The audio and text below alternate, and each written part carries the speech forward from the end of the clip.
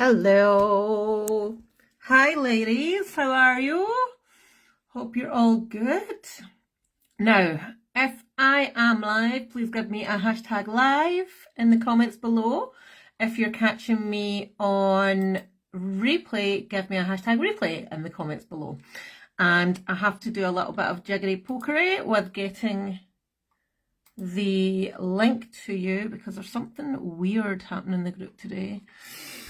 Now, hopefully, so I have, as normal, got a document for you that's got the written information so that you can save it and refer back to it. Unfortunately, you can't edit it because it is my work. So, yep, it's just going to be, oh, there's Kat.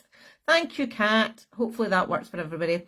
If you are on and you are able to open it, can you just open it and make sure it all works for me? That's fine. Thank you. So, hope you've all had a cracking day. It's been a really busy week here. Really busy week. So, we had some lovely ladies leaving us. That's a lot of L's. Lovely ladies leaving us after their initial 90 days with some cracking success stories. And this past week, we've got Sharon. Welcome. I can see the lovely Sharon here. We have Kathleen joining us. We have Jen joining us. We have Michelle joining us. We have Dawn joining us. We have Claire joining us. We have Barbara joining us. So I cannot wait to get these ladies working towards their goals. It's going to be absolutely fantastic. So welcome everybody, and welcome them all as well.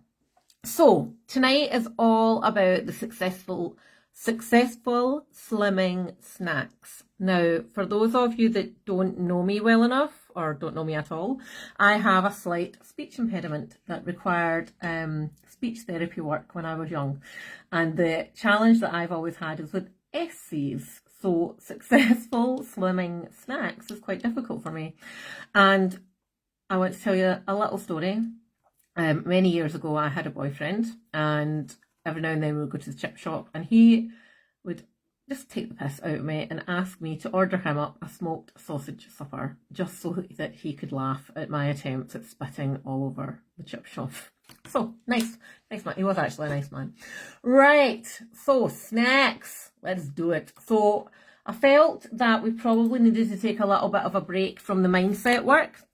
So, obviously, mindset is hugely important, and it's actually in, I would say, 99.9% of cases, it is the most important area, and it's the area where ladies struggle the most with, because it's typically not an area that's ever worked on before when you do all the quick fixes and your traditional diet plans and PT and meal plans and all the rest of it. It never really tackles the mindset and the identity and the psychology of change, and that is our superpower. But obviously, nutrition, exercise, all plays a part as well. So one of the things that I had been picking up on over the last few weeks when talking to the ladies is that snacking is a real challenge for a lot of people, and it's appearing to be quite a big challenge, especially in lockdown when we're working from home. We have access available to all the foods that we love, and we know that we've got the treats in the cupboard and we know what's in the fridge. So I thought we could do a little live on snacks. So what I would love for you to do is, as we're going through this, I am not the oracle on snacks. I am very skilled at snacks because I love a snack, but there's going to be things that you guys have got that work for you, and I'd love you to share your own thoughts and your own hints and tips, because this group ultimately is for everybody. It's not just for me to dictate what you do, but also for you to share the valuable knowledge that you have as well. So snacks, to me, at a personal level, are vital in my life. I love snacks. Genuinely, I have such a love food. I love making food. I love presenting food. I'm not very good at that part. Not very good. And I love, I love the actions of eating. And I think there's a lot of people that don't, and that's absolutely cool. But I think a lot of us really do enjoy eating, but have then got to a place where it's then just something that they do rather than something that they enjoy. So anyway, that's a bit of a detour off. So snacking. isn't necessary. For some people it is, for some people it's not. It really depends on the circumstance of that individual, and it depends on why they are snacking and what their goal is. So if you think about somebody that's on a cut, which is basically, a cut is just somebody that's stripping body fat for like maybe a bikini model or a physique competitor, if they're going to be hungry. Okay, so when we come to the tail end of a cut, like, it's not nice, it is not pleasant, and you're hungry. And if they're snacking on high fat or really high carb snacks because they're starving themselves, then that's not conducive to their goals. Their goal is to be absolutely ripped. So it really depends on the individual. If it is somebody that is snacking because they are actually hungry and their goal is to lose a couple of dress sizes, then, you know, snacking is absolutely cool, but it shouldn't be the be all and end all. So there's a few reasons why people snack. One is hunger, boredom / poor decision making, and the other one is habit. So I'm going to go through each of them and talk a little bit about them, and then we'll go into the good snacks, all the good snacks. So when it comes to hunger, always make sure that you're eating enough at your meals, because if we are supplementing snacks, if we're using snacks to fill a hunger gap, then it's maybe time to look at the quantity of what you're eating at mealtime. You know, are you eating enough volume of food? Because very often we see people that are trying to lose weight, they'll have a salad, some leaves and some dust. Leaves and dust, and a couple of slices of ham or something, and then wonder why they're really hungry later on. And having some salad leaves and tomato and cucumber and some ham isn't really enough calories to sustain you for any length of time. So having a snack mid-afternoon, if that then turns into 3 packets of crisps because you're so hungry, then look at building in more protein or more carbohydrates into that meal earlier on. Okay, so have a look at the quantity of food at your mealtime. Look at bulking up your plate with loads of veggies. You know, veggies are very nutrient dense, and that means that you get a lot of volume for very little calories, so you can eat quite a lot of them. And if you look at, like, I don't even know, 100 grams of broccoli is a huge amount, but it's something like 12 calories or something ridiculous like that. So you can eat a lot, which is going to fill you up and it's going to sustain you, but you're not actually impacting on your fat loss goals. Okay, so from a meals point of view, I tend to find 3 to 4 meals is enough for most of us.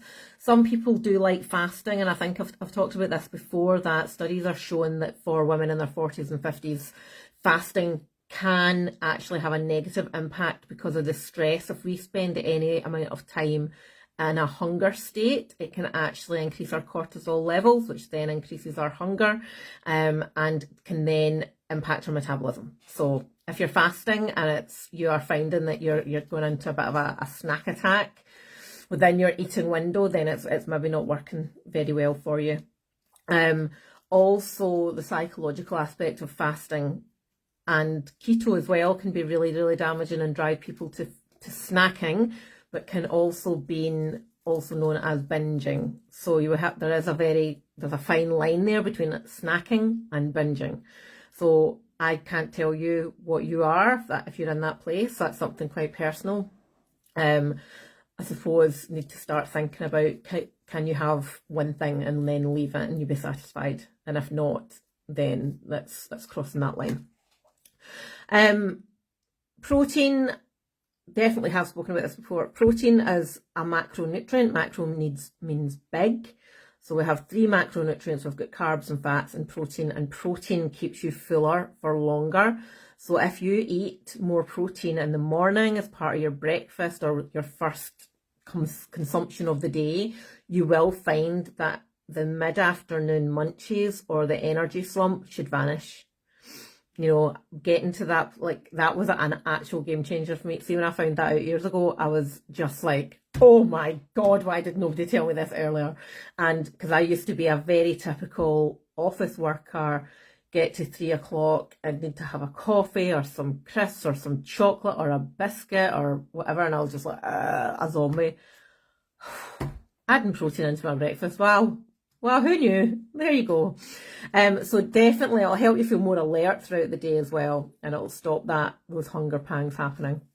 And this, if the young Anna, bold Anna, are you on this call, this is one of Anna's favourite coaching tips that she ever had, was hunger is not an emergency, okay? You live in the UK or you're in the US, there's a few Europeans in the group. Chances are you are not going to starve, like proper starve. So hunger is not an emergency. So think, you might say, I'm hungry, but that doesn't necessarily mean you need to go and consume your body weight in cheese and onion golden wonder or Kit Kats or chocolate hobnobs. Okay, it's not an emergency. So that is hunger. So start listening to your body's signals. Check in with yourself. Are you hungry? Are you bored? Are you hungry? Are you thirsty? That's another one as well. You might just, if you're finding snacking is an issue, go and have a glass of water. And if it's hunger, if it's not hunger, if it is hunger, you'll be satisfied. And if not, you need to look at something else. So that's hunger. Boredom is another huge one, especially for the lockdown ladies. When you are sitting at your kitchen table or your office and, you've got a report that needs doing, you can't be bothered, or you've got some redesign work. Not speaking from real experience here. Totally am. When you've got redesign work to do, and you're just like, oh, this is not my bag. I'm totally not good at this. And you wonder about going, oh, what can I do? What can I do? What can I do? You'll always find the fridge. Always find the fridge or the biscuit cupboard or whatever, because you know the stuff that is there. You know it's there. So, one thing is make use of your time. So a proper plan of your day, to-do lists, making sure that you have got something that you should be doing. Slot in to your calendar, allocated break times, allocated lunch times. Know in advance what you're going to be eating at those times. So do a rough meal plan. Go, right, okay, for my snack, my mid-morning snack, I'm going to have 2 rice cakes and, Philadelphia, something like that. Something really simple that's going to satisfy you, but is not going to be the same calories as 10 Kit Kats. You'll find that I do talk in quite bold circumstances, like nobody's going to eat 10 Kit Kats, I would imagine. You might, probably not though. When evening snacking can be quite a big challenge, going into the hormone side things again, we are, as a culture, we are now in a place where we want an immediate hit of happiness, an immediate hit of joy, and that goes with social media. So you pick up your phone, you're on Instagram, right? You get no benefit from looking at all these skinny people doing exercises on Instagram, but you do it anyway. You probably don't know half the people on your Facebook feed, but you get a dopamine hit looking at what they've been doing or how much they're complaining about the government or whatever. Somebody's always complaining. It's the same with food. You sit down, you think, oh, I'm really hungry and I must eat now. That's a dopamine hit you're craving. You're craving immediate satisfaction that you don't necessarily need, because for the most part, you're probably not hungry. Chances are you maybe only had your dinner 2 hours ago. You are craving that satisfaction feeling. Okay. And kind of, it lowers your inhibition, so it lowers your ability to say no, and it's the same with alcohol. So have a glass of wine. So a lot of people go, I'm just going to have a glass of wine and be fine. And some people are fine, but then some people are like, no, I need crisps. Because it's part of the ritual, but it's also that you've got less ability to say no. And that can be really, really hard as well. So in those kind of circumstances, practice delayed gratification, which is something that I've talked about in actual mindset videos, I think. Give yourself, instead of trying to fight it, just say, right, I'll have that Kit Kat. Oh, I'm obsessed with Kit Kats tonight. I don't even have any Kit Kats. I'll have that packet of crisps, but I'll have it in 20 minutes, half an hour, whatever you feel is a little bit of a challenge. And then, if you still want it after that time, then have it.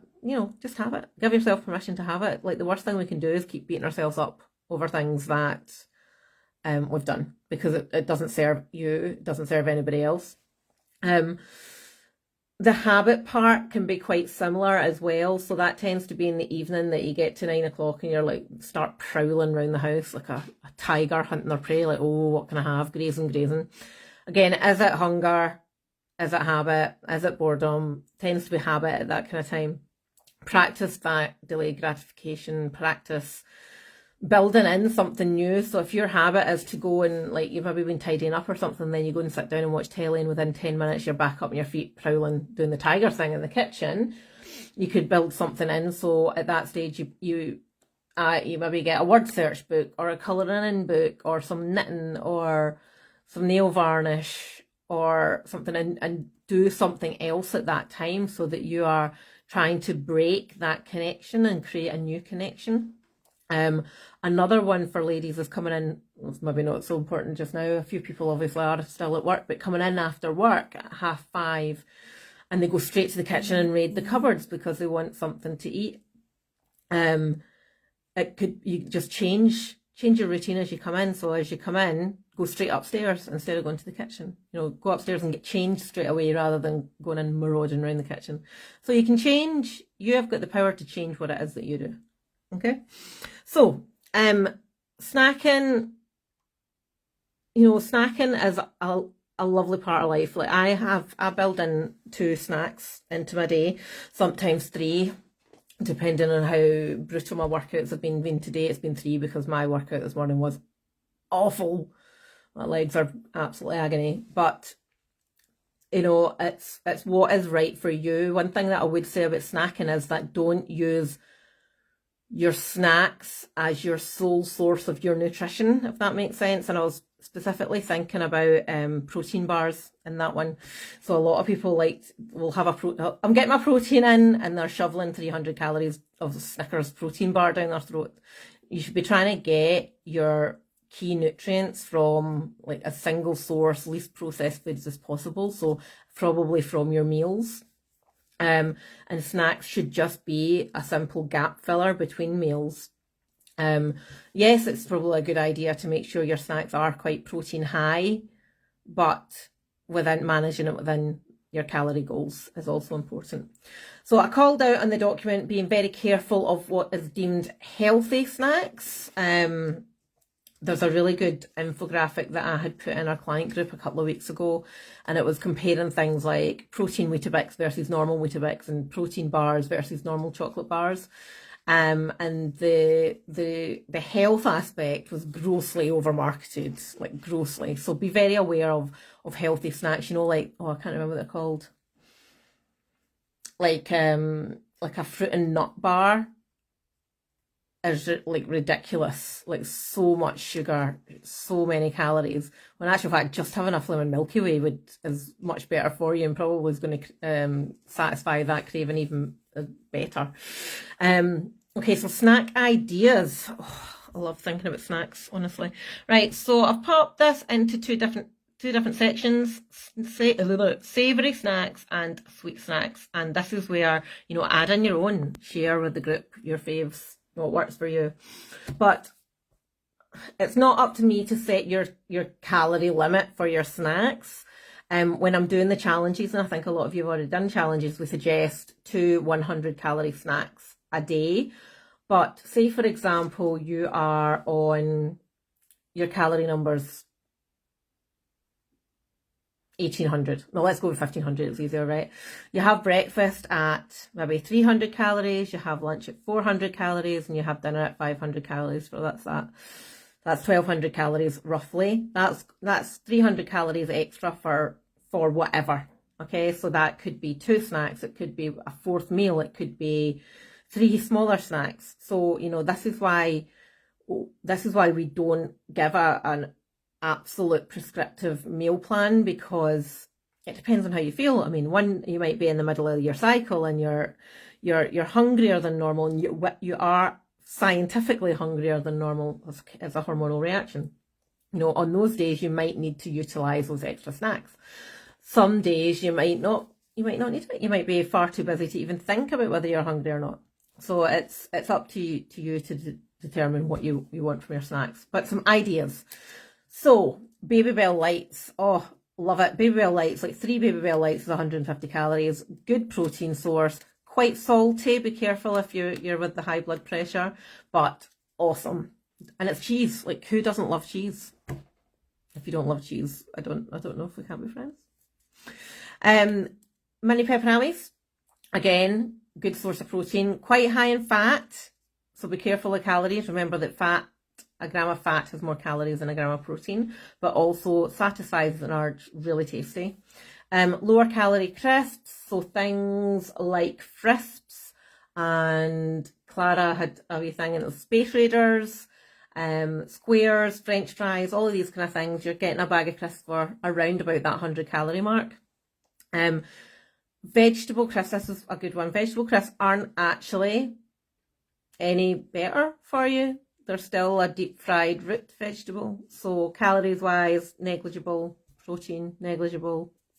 So, and personally, I think they taste shit. So, although I did have some nice broccoli crisps and some nice cauliflower crisps, but the cauliflower crisps were 125 calories for a bag, and a packet of Golden Wonder cheese and onion is 120. So, what are you going to do? Just love the Golden Wonder. Veggie Sticks and Dip. This is one that I have quite a lot. I love a wee grazing plate, and I just mix up some 0% fat Greek yogurt with a teaspoon. So I'll maybe have a couple of big tablespoons of yogurt. I'll have a level teaspoon of low-fat mayonnaise, and I'll put some garlic granules in it as well. Amazing as a dip. Lovely. Getting your protein in as well. And fruit, like it is nature's snack. Right there in front of you. Keep fruit visible. Have it all out. Hide the rest. Have fruit visible.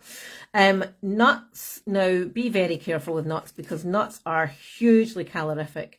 So if you think about, you've maybe seen the wee tiny, thin, long packets of nuts and raisins and chocolate and stuff. They're 100 calories, right? That's not an awful lot. So when you're pouring your nuts, just weigh them and check the calories in them. But they are very good for you, but the reason they're so high in calories is they're all fat. So more fat equals more calories. A mug of soup, that's what I had when I came in from a walk. A mug of homemade vegetable soup. I make a big batch of soup on a Sunday and I just dip into it as the week goes on. Less than 100 calories, delicious. Ham slices with cream cheese. Cottage cheese, top tip, Morrison's cottage cheese with pineapple is the best in the marketplace. And I go to Morrison's for one item and it's my cottage cheese. Fridge Raiders, chicken chunks, etc., high protein, fills a gap. Rice cakes with cheese triangles, Dairy Light, Laughing Cow Light, whatever floats your boat, they are delicious. I had that for lunch with a fried egg on each. Very nice. And eggs. So that's another top tip for me is boiling up eggs when I'm doing my meal prep on a Sunday. I tend to boil up 6 and then I've got them there ready. I can either just chop them up and put them in a bagel, or I just chop them up and eat them, or I just peel them and eat them like an apple. Too much to the disgust of my son. And I can see loads of ideas coming through, so keep them coming. Thank you, ladies. Sweet snacks. Some people are much sweeter people than other people. I tend to have more of a savoury driver. Big fan in our house is malt loaf, and I give my little boy malt loaf for his play piece, for his morning snack every day with a bit of fruit. Love a slice of malt loaf and butter. Oh, yummy. Ice lollies, so your water-based fruit ones, not a Magnum. But you get the raspberry frozen ones, which are absolutely amazing, and the orange ones, very nice. Jelly sweets, Haribo's, Jelly Babies. I think for a lot of people, though, they can be a trigger food. Like once they've had that sugar hit, they find it really, really difficult. So, be very mindful of your own likes and dislikes and your own cravings and your own behaviours. That's a big one.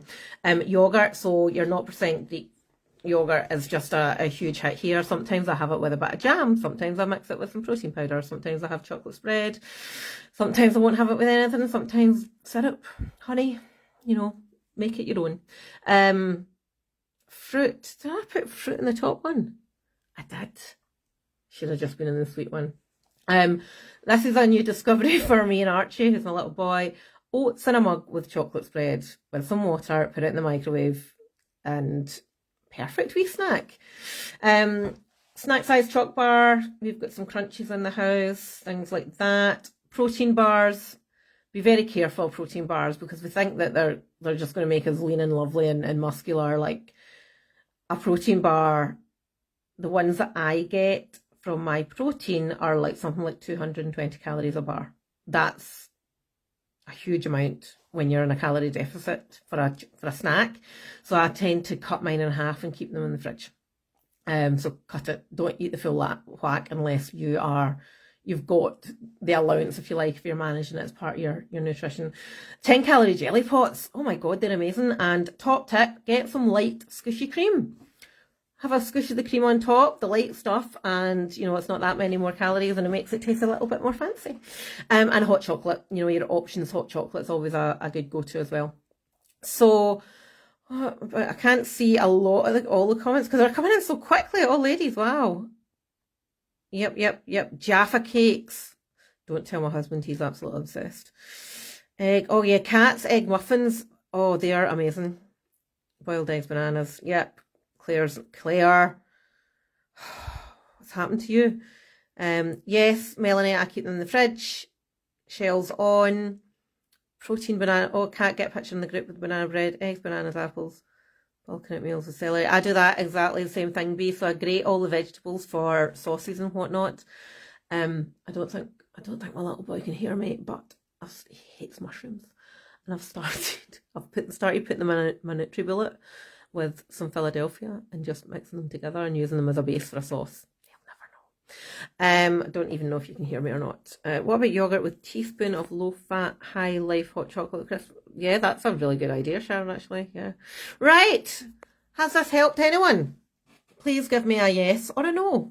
If it's been a no, let me know. I need the feedback. Getting more snacks through. This is making me hungry, even though I've just had my soup. Okay. So if this has helped you, put a yes below. If not, put a no below. Also keen to hear your feedback. What do you want to see? What is going to be useful for you moving forward? How do I make you succeed? Well, not going to make you succeed. How do I help you succeed? And my normal shout out. So, do you need help? Do you need help to get to where you want to be?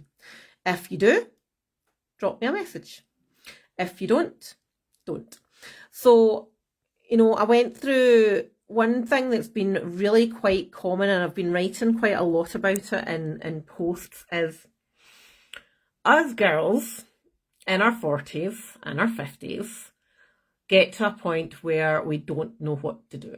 We don't know how to fix the issue of getting our body where we want it. We don't know how to get out the rut. We don't know how to stop feeling like there's something missing. We don't know what to do moving forward.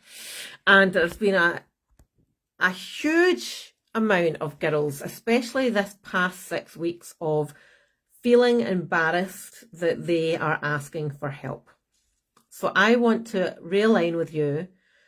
First of all, asking for help is bloody hard, because every single one of you in this group is a person that is used to doing things well, used to taking action, got great jobs, lovely houses, amazing families. You're used to having the things that you like, and then you have to ask for help, and that means, oh, this is embarrassing.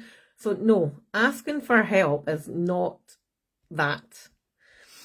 I want you to think about, if you're at your work and, you're sitting thinking about, how do I do this? How do I do this? How do I do this?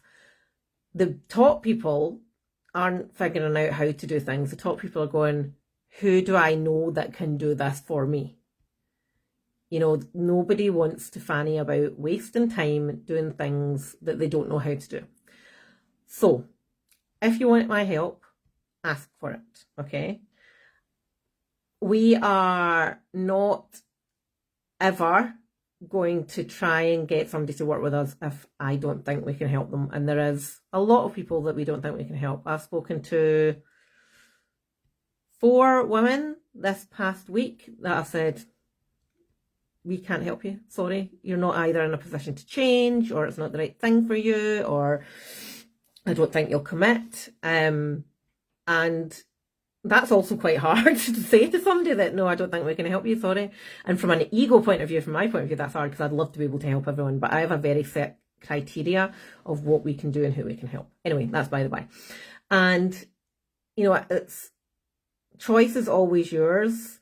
You get to choose. You get to choose whether you stay where you are. And if that's making you unhappy, then, and if you're consciously making a choice to stay there, then really, do you want to change?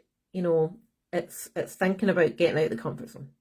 So there you go. Get out of the comfort zone. It'll help you. It will help you. And it's going to help all those ladies that I mentioned at the beginning of the chat.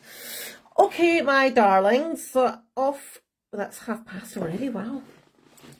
Next week, I don't know what we're doing next week. I'll let you know at the early next week what it is that we're doing. But if you do have any ideas, put them down below and I'll see what I can do. But it was lovely to see so many lovely faces. And take care. Bye bye.